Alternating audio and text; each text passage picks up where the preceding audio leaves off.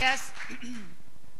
Bueno, muy buenos días a todos y a todas, señores embajadores de Bolivia, de Brasil, que nos acompañen, si hay algún otro que no lo diviso, discúlpenme. Cuba, ahí estamos, claro, ¿cómo podía faltar? Uruguay, Pomi, ¿dónde estás, Pomi? Ahí está, Pomi, discúlpame, ¿ves? Bueno, por eso, embajadores, me olvidaba de Pomi, me olvidaba de... Pomi es el embajador, cariñosamente así le decimos, amigo Zanini, embajador de Uruguay, embajador de Cuba y todos los embajadores de las hermanas repúblicas latinoamericanas. ¿No está el de la República Bolivariana de Venezuela? Este se la compro a mi amigo Hugo Chávez. ¿Dónde está? Ah, ¿dónde está el machete?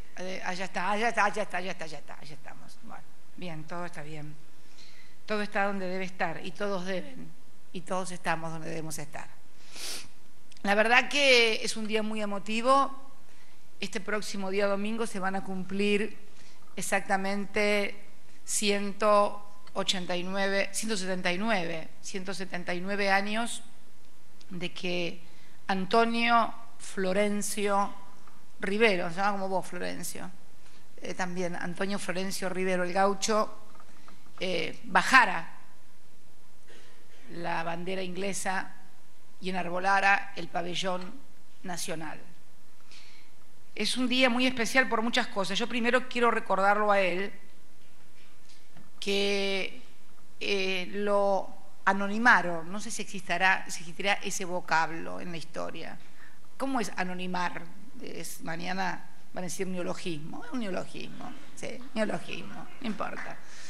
Lo anonimaron, lo desaparecieron, tal vez para ser más gráficos de la historia, y además también lo difamaron.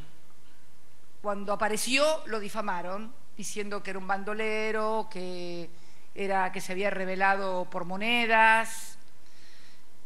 Antonio Rivero, que había nacido en Concepción del Uruguay, llegó con Bernet, con el gobernador Bernet, en 1827 a las islas. Se lo ve grande en las imágenes, pero cuando llegó tenía 20 años.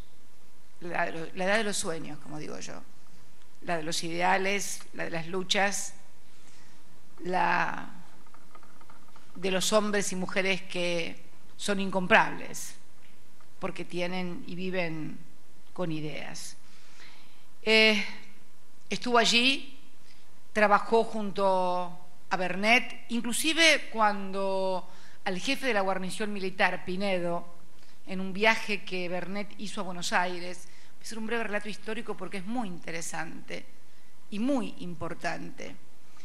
Se le amotinaron a Pinedo. Pinedo es pariente del Pinedo que integra otra fuerza política y que es legislador nacional. Era el jefe de la guarnición militar. En una oportunidad, Bernet viaja a Buenos Aires, creo que con su mujer. Su mujer fue una de las relatoras más importantes, Sáez de apellido, que fue leído inclusive cuando yo estuve en Naciones Unidas ante el Comité de Descolonización por uno de sus descendientes, digamos, imágenes de lo que era la vida en esos tiempos en la isla. Se va Bernet y se le amotinan a Pinedo en la isla, y el gaucho Rivero junto con otros lo ayuda a Pinedo a restablecer el orden en la isla. Por eso no era un gaucho malarriado ni nada, ni amante de que todos tuvieran desorden, al contrario, lo ayudó a Pinedo a controlar el amotinamiento, que debe haber tenido alguna razón, porque ya venían órdenes de Bernet que se oponía a que los buques ingleses piratearan con lobos marinos, o sea, no había ambientalistas en esa época que los defendieran a los lobos marinos. Debe ser Bernet el primer ambientalista que defendía a los lobos marinos. Y bueno, cuando retorna Bernet estaba solucionado el conflicto. Y cuando luego vienen los ingleses, el 3 de enero del 33,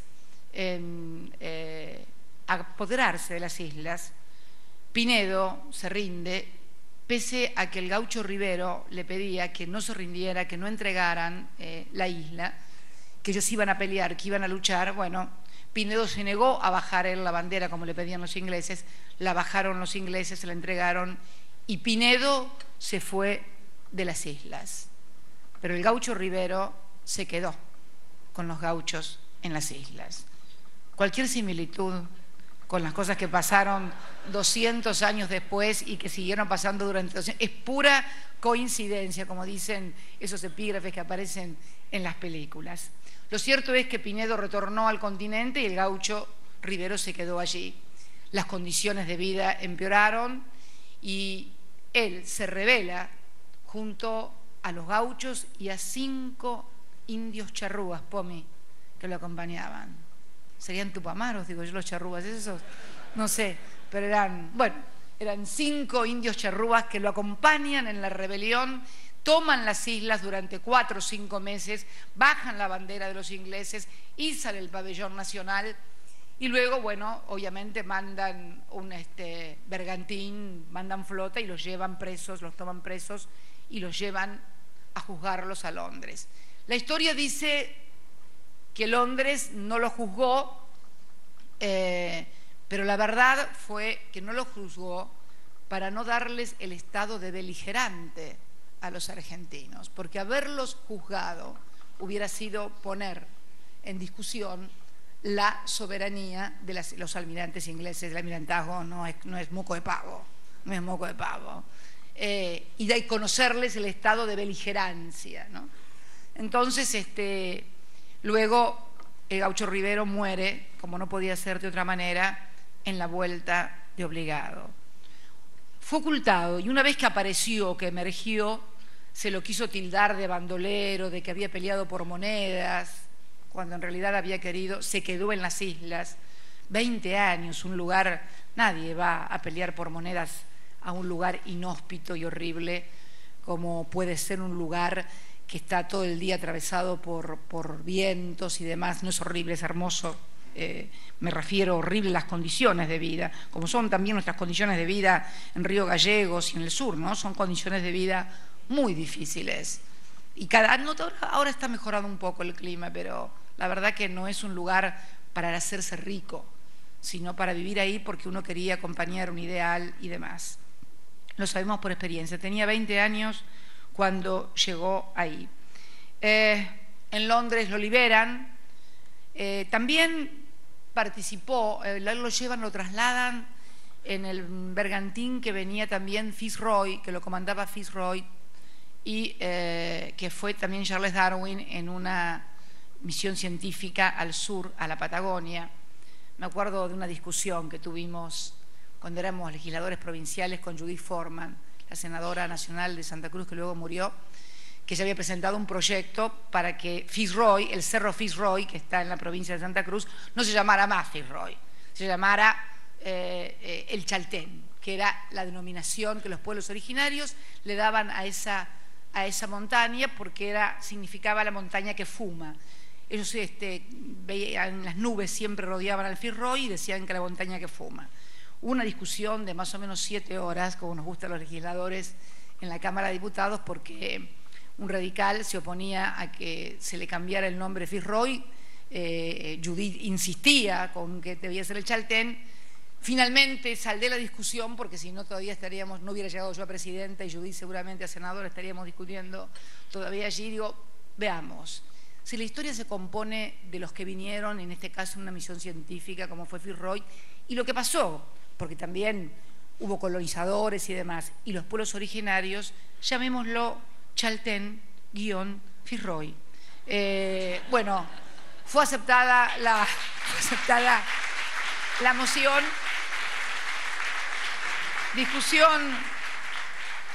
Discusión memorable. Y de ahí venimos con ocultamientos de los que escribieron la historia acerca de estos héroes anónimos que dieron su vida defendiendo la soberanía nacional y que nosotros honramos y que este próximo domingo cumplirán 179 años. Pero también recibí en estos días esa carta que acaba de leer nuestra colaboradora, una carta entrañable de una persona entrañable a la que obviamente yo conocí de nombre a ella y a Dardo Cabo cuando apenas tenía 15 años, año 68, a través del diario Crónica, que fue Héctor Ricardo García, también estuvo muy comprometido con el tema, fue uno de los que también participó en el evento, que fue financiado por un empresario argentino, César Cao Saravia, cuya hija hoy nos acompaña. También nos acompaña el intendente de Lezama, donde estaba la 7ª bandera. Y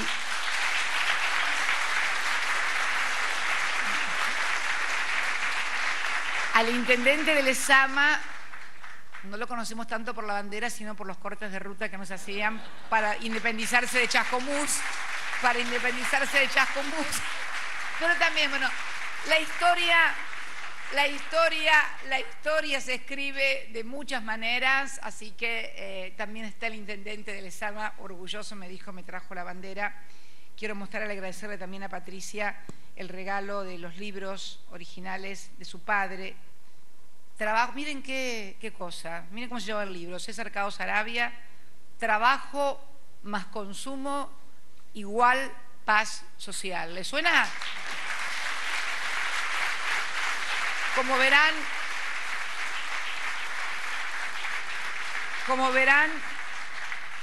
nada nuevo bajo el sol. Me señalaba Patricia una página que era la preferida de su padre, donde hablaba de la función social de la propiedad, que no pienso leerla porque mañana titulan hay un proyecto del gobierno para expropiar las tierras y dedicarlas a la función social.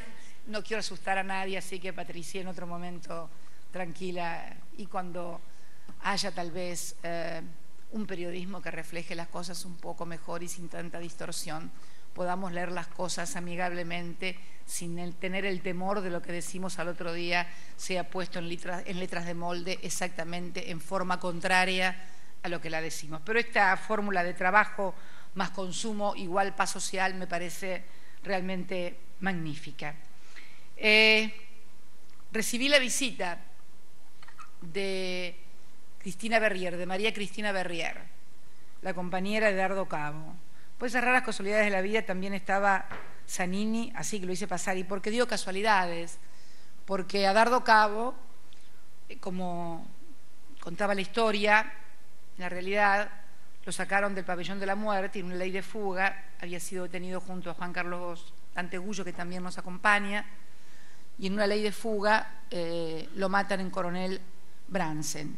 Y estuvo sacado de la U9, de la cárcel U9 de La Plata, donde también estuvo detenido la última parte de su detención Carlos Zanini. Cuando él llegó detenido, a Dardo Cabo ya lo habían sacado y ya lo habían asesinado. Son las cosas. Estuvimos escuchándola, la escuché, no quiso venir María Cristina, no quiso sacarse fotos, simplemente me dirigió esa carta y me entregó esto que les voy a mostrar ahora. Pero tuvimos una larga charla con una persona increíble que contó cosas. Yo le dije, tenés que escribir tus memorias y contar estas cosas, porque no solamente fue una de las ideólogas de la Operación Cóndor, hoy también nos acompañan hombres que... Ella fue la única mujer del operativo, pero nos acompañan otros compañeros que fueron en ese operativo Cóndor, junto a un periodista como Héctor Ricardo García y otros más. Y la verdad que me dijo una cosa que me llegó a decir, cuento tantas cosas con tanto dolor, con todos los que he tenido, termino hecho una piltrafa. Pero me contó algunas cosas, bueno, yo me voy a atrever a contar una, no sé, mañana se arma un lío, pero no importa, yo la tengo que contar porque si no, reviento. Y no pienso reventar. Sí.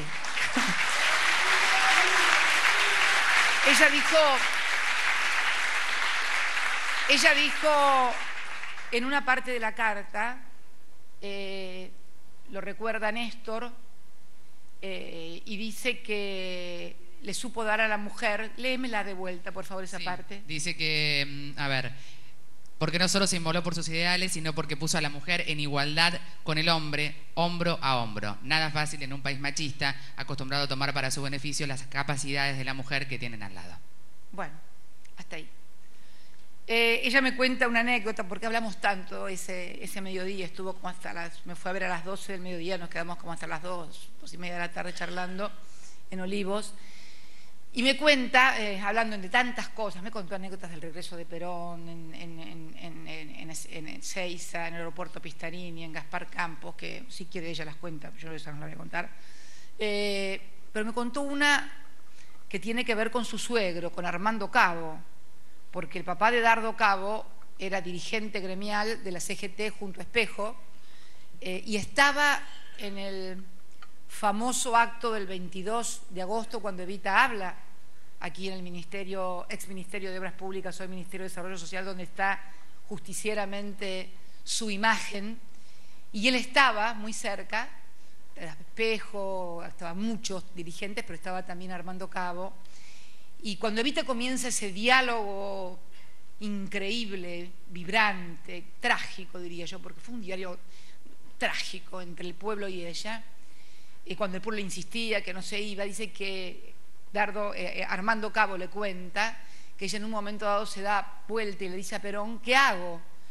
Porque se tornaba inmanejable la movilización, y que Perón le contestó, vos sabés que un matrimonio no puede ser fórmula presidencial. Palabras más, palabras menos le dijo eso, por eso estaba tan atento, el significado que tenía. Eso sí lo quería contar. Por ahí María Cristina se enoja, no me importa.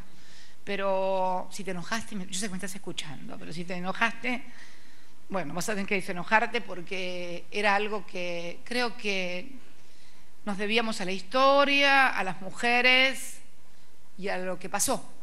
¿Y qué pasó? Y tenemos que aceptarlo tal cual fue. Y me trajo esto que tengo acá al lado, que es un viejo sombrerero de su abuela, que donde guardó durante años estas banderas. Sombrero, como ustedes verán, tiene muchos años. Había 6 banderas, eran 7 en total, ahora hay 6 porque la primera, la más sucia, la más embarrada, la que más se ve había flameado en las Malvinas, ella me pidió que, en la carta me pide que una tiene que estar en el mausoleo de Néstor, y ella misma eligió la más sucia. Me dijo, no la vayas a lavar. Pero Cristina, ¿cómo la voy a lavar? Las banderas no se lavan, le digo. No, ¿cómo la voy a lavar? ¿Dónde se ha visto lavar las banderas? ¿Viste? Las banderas se enarbolan. No, pero estas son las banderas. ¿Qué es esta inscripción? ¿Por qué no lees, querida, lo que cada una de las banderas tiene en esta inscripción, por favor? Lo leemos. Dice, en cuanto al lugar, por derecho que teniendo a la vista la causa número 2396 que tramita por ante este tribunal de primera instancia el territorio nacional de la Tierra del Fuego, Antártida e islas del Atlántico Sur, a cargo del doctor Miguel Ángel Lima, resulta que el pabellón nacional al que se encuentra adherida esta certificación fue entregado en las Islas Malvinas por Dardo Manuel Cabo al señor gobernador del territorio, contraalmirante don José María Guzmán, el día 1 de octubre de 1966, quien a su vez hizo entrega del mismo al secretario de este tribunal a bordo del transporte de la Armada de la República Argentina Bahía Buen Suceso, el día 4 de octubre de 1966. En fe de verdad, por mandato y a pedido del interesado para los fines que estime corresponder, expido la presente certificación en Ushuaia a los 29 días del mes de mayo de 1969. Firma Agustín Justo Winter, secretario ad hoc. Cada una de las 7 banderas tiene esta inscripción que certifica que fueron las 7 banderas que flamearon en Malvinas. La más sucia, la que más había flameado, fue la que María Cristina me pidió que la llevara al mausoleo de Néstor. Hoy está bueno, está con él. La llevé el último fin de semana que estuve. Pero también quiero que leas la parte dispositiva, porque todo esto generó una causa judicial. Querían condenar a los argentinos que habían hecho esto. Por favor, lee la parte resolutiva importante del juez cuando resuelve que no puede constituir delito. Léelo, por favor. Correcto. El fallo del artículo 23 dice del Código Penal establece que la condena importa la pérdida de los instrumentos del delito y su decomiso, pero las justamente tenderas argentinas, por el hecho de haber tremolado sobre una porción irredenta de tierra de la patria, no son ni pueden ser consideradas instrumentos del delito. Por ello, corresponde su oportuna devolución a quien ha demostrado actuar como su propietario. O sea, querían durante la, yo no diría dictadura, dicta blanda, porque con lo que vino después diría dictadura, no diría dicta blanda, la de Onganía, considerar un delito que la bandera argentina flameara sobre territorio argentino sin haberse cometido un solo delito, porque no hubo un solo tiro, no hubo nada. Bueno, la cuestión que le devolvieron las banderas, aquí hay 5 de las banderas de las 6 que tenía María Cristina. Es increíble, cuando las sacamos una por una, quedó sobre el escritorio de mi despacho, en Olivo, donde nos reunimos con tantos funcionarios, tierra, como a tierra arenosa. Claro, fueron guardadas y nunca fueron movidas. Tal es así que encontramos entre las banderas una monedita de 5 centavos del año 73, para colmo, del año 73, que estaba toda como rayadita. Esa la limpié también y me la quedé yo y la puse en el escritorio de Néstor en el Calafate. Pero bueno, la otra la voy a llevar a la Virgen de Itatí, como quería María Cristina, y también es un homenaje a los correntinos, porque los correntinos, todos los argentinos, pero los correntinos en especial, pelearon y murieron con un valor, un batallón entero de correntinos pasado a degüello. Realmente nos vamos a conectar con las autoridades de la provincia de Corrientes para que junto a la Virgen de Itatí construyan un lugar para depositar esta bandera, que también estuvo sostenida por jóvenes argentinos que luego fueron suplantados por otros jóvenes que no, estos sí, no pudieron volver ni a Corrientes ni a la Argentina.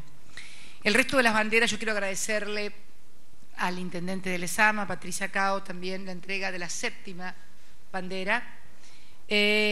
Bueno, una, ya saben, está en el mausoleo, otra va a ir a Itatí. La otra, yo creo que, me hice acá un listadito para no olvidarme, debe estar en el Museo de las Malvinas, que vamos a inaugurar el año que viene. Otra aquí abajo, en el Museo del Bicentenario. Otra va a ser también para el patio Malvinas Argentinas, que está aquí, en la sede del Poder Ejecutivo Nacional. Creemos que otra tiene que estar en el Congreso de la Nación, en el lugar donde dispongan las autoridades del Congreso Nacional, porque allí tiene que estar esta bandera también, como testimonio de esta verdadera épica de tantos argentinos, historias colectivas e historias individuales que finalmente terminan siendo una sola. Y se me ocurrió que la 7ª debía estar, y esto sí es un pedido mío, en la Catedral de Luján, consagrada a la Virgen de Luján, que es la patrona de todos los argentinos, y que, bueno, que fue la patrona que también estuvimos el 25 de mayo realizando el Te Deum de los 200 años de historia argentina. Yo creo que la historia de estos argentinos, de Rivero, de Cabo, de María Cristina Berrier, de los combatientes de Malvinas, de tantos argentinos, lo notable, hay una línea común: la juventud, los años. Estas cosas no se hacen a los 60 años o a los 70. Estas cosas se hacen a los 20. Y no es por locuras de juventud, ¿no? Que nadie les mete en la cabeza que estas cosas se hacen por locuras de juventud. Estas cosas se hacen en los momentos en que afloran sentimientos, pasión, amor a la patria, a sus otros compatriotas. Así que yo quiero homenajear en el Gaucho Rivero a todos los demás que vinieron después de él, que hicieron su hazaña de distintas maneras, cada uno con los instrumentos que tenía y como podía, pero que hoy tenemos que hacer una hazaña los 40 millones de argentinos, y creo que también una hazaña del mundo civilizado, para definitivamente devolverle a los argentinos lo que es de los argentinos y que son nuestras Islas Malvinas. También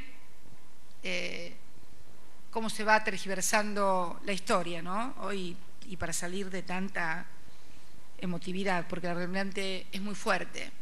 Es muy fuerte lo que viví yo cuando estuve con ella y me entregó todo esto. Es muy fuerte el recuerdo de la historia. Yo estaba contando que lo conocí a María Cristina y a Dardo Cabo de Mentas cuando tenía apenas 15 años.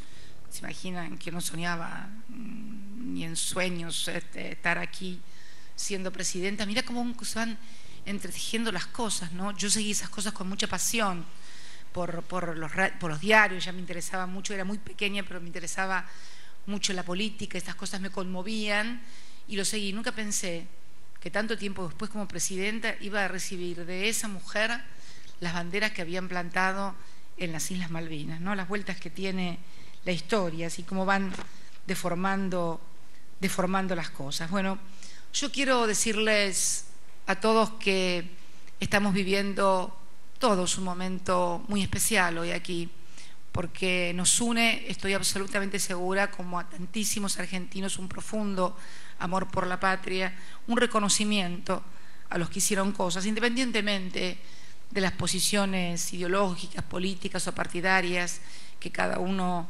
tenga. Realmente esto es patrimonio de todos los argentinos y la verdad que María Cristina Berrier haya creído conveniente, después de atesorar esto durante tantas décadas, entregármelas y pedirme que una estuviera junto a él y otra con la Virgen de Itatí, realmente me llena de emoción, de amor, porque en realidad esto es amor.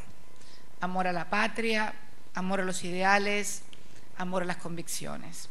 Yo quiero también agradecerle a Patricia que me haya regalado el trabajo de su padre, un empresario nacional. Esto es lo que tenemos que volver a reconstruir en la Argentina de un modo mejor a lo que se hizo en el pasado, porque tenemos mejores y más instrumentos y porque sobre todo todos hemos hecho un duro aprendizaje de las cosas que pasaron en la República Argentina.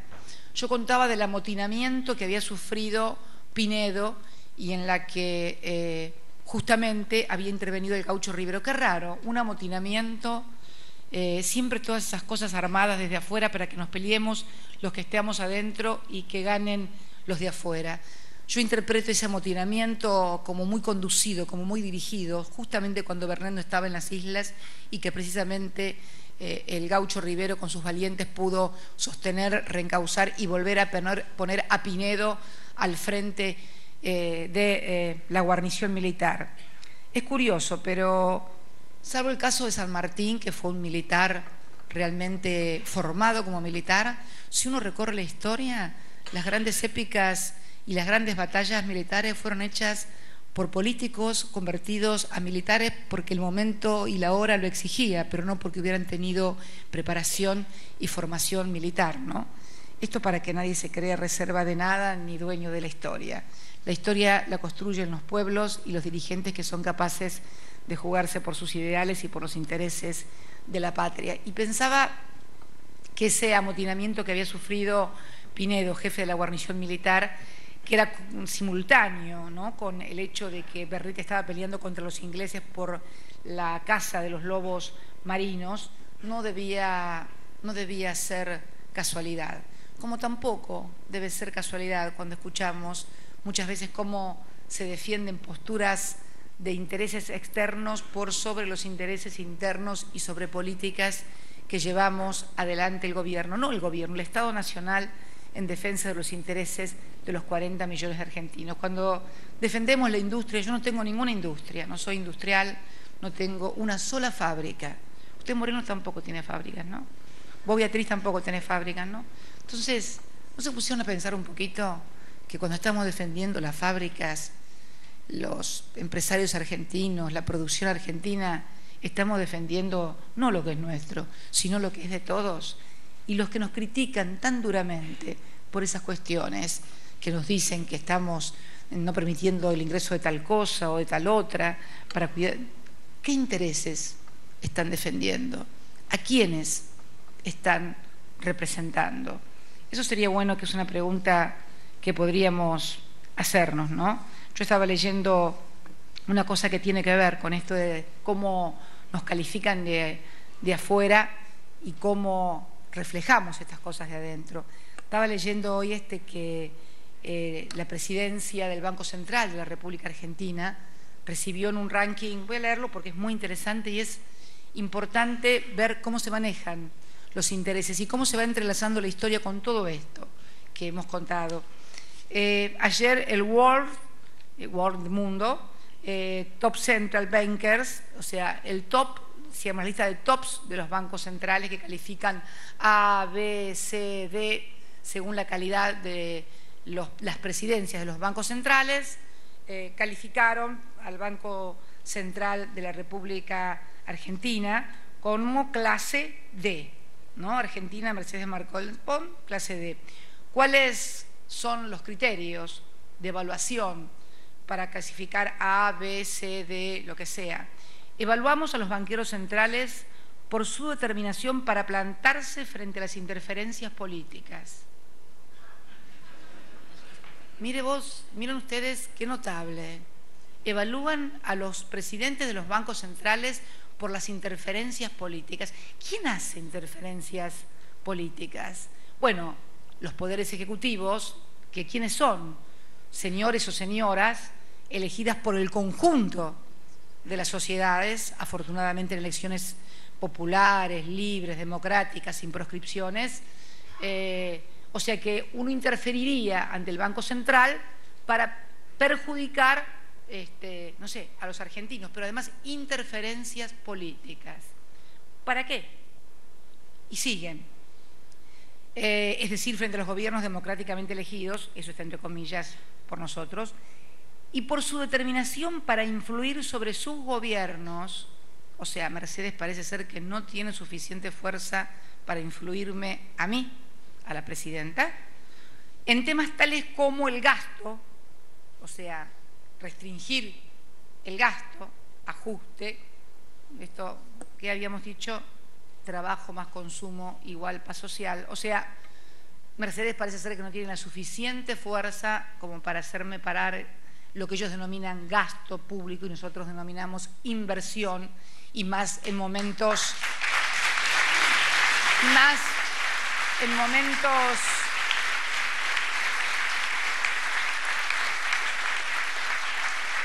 como los que estamos viviendo. Y fíjense la última parte, me van siguiendo, ¿no? Primero, no tienen la fuerza para plantarse conmigo por las interferencias políticas en la política monetaria. Entonces, que podamos decidir sobre nuestra política monetaria. Fíjense que uno de los principales problemas, el principal problema, diría yo, que hoy atraviesa la Comunidad Europea es precisamente la pérdida de soberanía monetaria de los países. Bueno, dicen que lo malo es eso, lo que hace Mercedes, no interferir en las políticas monetarias.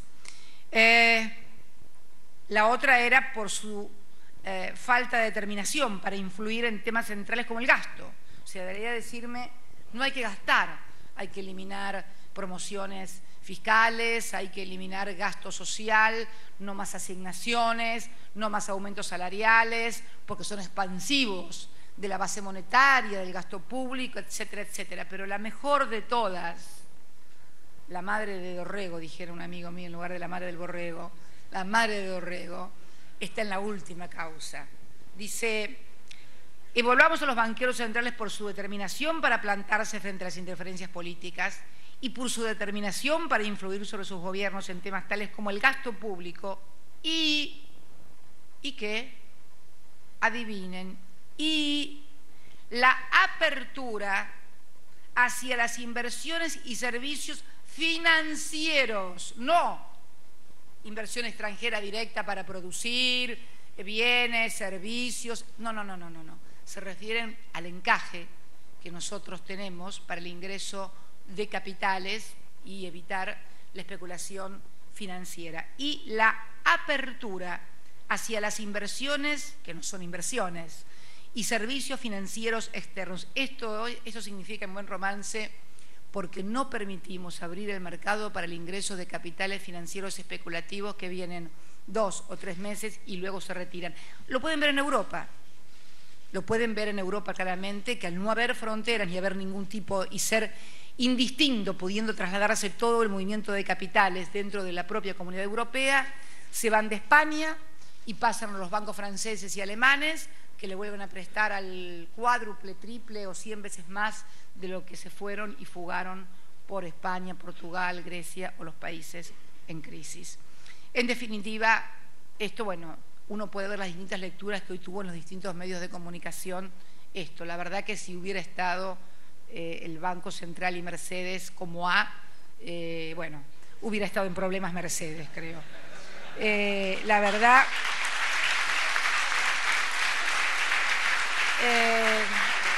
pero para frutilla del postre, y porque mañana dicen, les doy ya los títulos, ustedes saben, me encantan los títulos del otro día, tratan de esconder el manejo monetario a través de una crítica. Bueno, yo quiero decirles lo que decían estas mismas personas en la década de los 90 y en el 2001.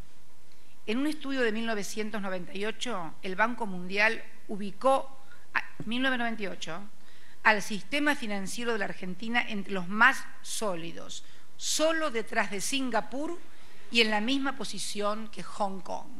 Año 1998, Banco Mundial. Banco Mundial. Es lo mismo que están haciendo ahora. Es mucho más riesgoso, según ellos, la deuda argentina que la deuda española o la deuda griega. Además, en realidad somos lo que no se debe imitar, por lo tanto deben castigarnos con el riesgo país, que en realidad no es ningún castigo porque nos ha permitido mantenernos por afuera de los mercados especulativos, pese a que algunos en la bolsa no lo entiendan y sigan insistiendo en algunas cosas. Pero voy al 2001. En el año 2001, la Argentina encargó al Fondo Monetario y al Banco Mundial la realización de un programa de evaluación del sector financiero, se llama FSAP, ¿no? O sea, es donde vienen desde los organismos multilaterales y evalúan la solidez, la salud del sistema financiero argentino, año 2001, y vuelvo a repetir quiénes lo hicieron: Fondo Monetario y Banco Mundial. En ese momento, los resultados sobre el cumplimiento de los principios del Comité de Basilea son las reglas que rigen todos los bancos del mundo, todos los bancos centrales y todos los bancos también que están por abajo, o sea, los bancos de inversión, de comercio, comerciales, etcétera, etcétera. En ese momento, los resultados sobre el cumplimiento de los principios del Comité de Basilea indicaron que 28 de los 30 ítems evaluados que se cumplían, mientras que solo necesitaban algunas mejoras. Año 2001. De los 30 ítems evaluados, 28 estaban perfectos y alguna mejoría, un retoquecito, merecían 2. Claro, estaban preparando la salida, que se fue después. ¿Y creen realmente todavía alguien que en este país, cuando repiten estas cosas, lo repiten ingenuamente o lo repiten porque tienen otras cosas en la cabeza? No. Saben exactamente lo que están haciendo y a dónde van. A intentar desestabilizar, mañana denunció un intento de desestabilización. Para nada, estoy, miren, firme, paradita. Intentan fundamentalmente minar las mentes de mucha gente que por ahí lee un diario y cree, pequeños inversores, clase media, que se asusta muy fácilmente y se asusta por todas las cosas que han pasado en el país.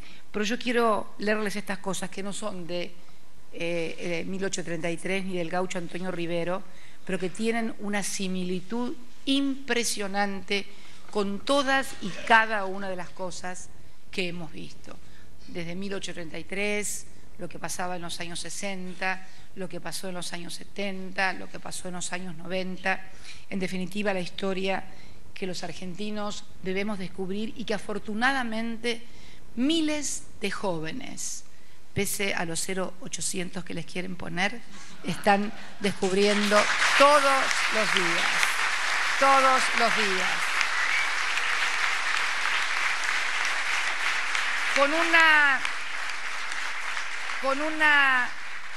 Con una inmensa ventaja, debo reconocerlo, con mayor inteligencia, mejores oportunidades de las que tuvimos nosotros.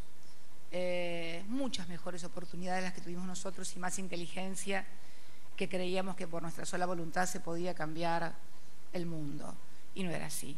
Hoy son jóvenes que van a pintar escuelas, que van a las cárceles, que van a los barrios, que van a militar. Y la verdad que con las armas de la democracia, con plena participación, tratando de llevar ideas, convencer, no importa cuál sea la fuerza política a la que pertenezcan. Pero la verdad que yo me siento muy orgullosa, primero de haber sido merecedora por parte de María Cristina Berrier de esta custodia que me entrega. No soy la propietaria, vieron que no dijo los propietarios, el dueño de todas estas banderas es el pueblo argentino. Ella me pasó la custodia, como yo quiero también, siempre lo digo, pasar la posta para las nuevas juventudes, para los que van a protagonizar, porque no hay vuelta que darle. Las grandes transformaciones, la historia la movilizan los jóvenes. Acá, en todo tiempo de la historia, si uno mira la edad de los líderes, eran todos, los que pasaban los 30 años eran casi, así que ustedes ya tienen que estar también mirando para abajo porque vienen también por ustedes dentro de poco. Y es la ley de la vida y además es maravilloso que tengamos a miles de jóvenes pintando banderas, a miles de jóvenes pintando escuelas, a chicos trabajando en el territorio con las escuelas, yendo a ver a los chicos. Me parece algo tan maravilloso, tan increíble, en lugar de que estén en otros lugares que creo que merece la pena ser resaltado. Que a nadie se le ocurra, por favor, desviar un avión de Aerolíneas Argentinas a ninguna parte.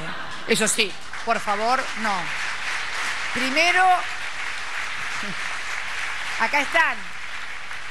Lo que pasa es que eran momentos diferentes, había una dictadura en el país, no había libertad, éramos medios locos, además también es cierto, ¿por qué no decirlo? Afortunadamente, contra todo lo que puede decir, que es una gran contradicción, porque ustedes vieron que los medios de comunicación por ahí te sacan chicos que están bailando, los critican. Cuando van a bailar, porque van a bailar. Cuando tomaron cerveza hicieron algún lío, porque tomaron cerveza y hicieron algún lío. Cuando militan, porque militan. ¿Sabe qué creo que le molestan a algunos viejos? Los jóvenes, porque le molestan los jóvenes. Porque la verdad, y ojo,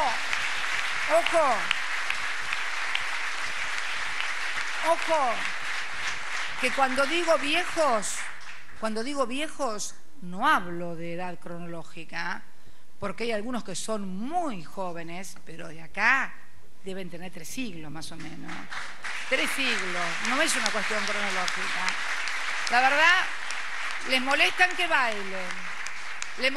bailen, vayan a los boliches. Si no van a los boliches, ¿dónde van a ir? Van a militar, y cuando van a militar también les molestan, no sé qué es lo que quieren. Así que, por favor, basta de gataflorismo con los jóvenes, déjenlos tranquilos vivir y que hagan su propia experiencia histórica, que se la están haciendo en un país muy diferente al que nos tocó vivir a nosotros, lo digo en serio, lo de Aerolíneas, primero porque Aerolíneas es del Estado y también en aquel momento era del Estado, pero era del Estado autoritario y dictatorial. Ahora hay democracia, hay foros internacionales, no, porque no, viste, esa cosa imitativa que hay, que a nadie por favor se le ocurra nada, está todo muy bien, vamos bien diplomáticamente, vamos a hacer las cosas bien como las estamos haciendo ahora, como le pedí a nuestros jóvenes atletas que cuando fueran a Londres tuvieran una conducta ejemplar, porque lo que están esperando precisamente es que hagamos cosas que no estén bien para poder aferrarse como náufragos en el mar al último tablón.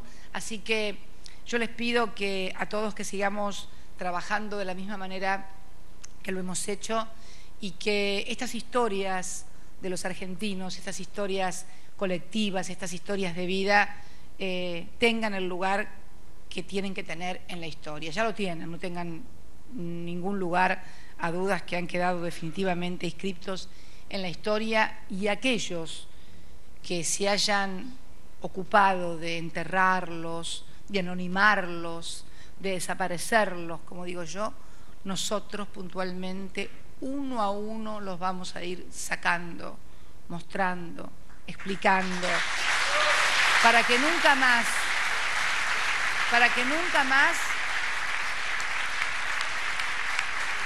para que nunca más tengamos una sola información, una sola mirada, una sola visión de la historia. Queremos todas. Tampoco invalidamos las de los otros porque ya están consagradas y están allí.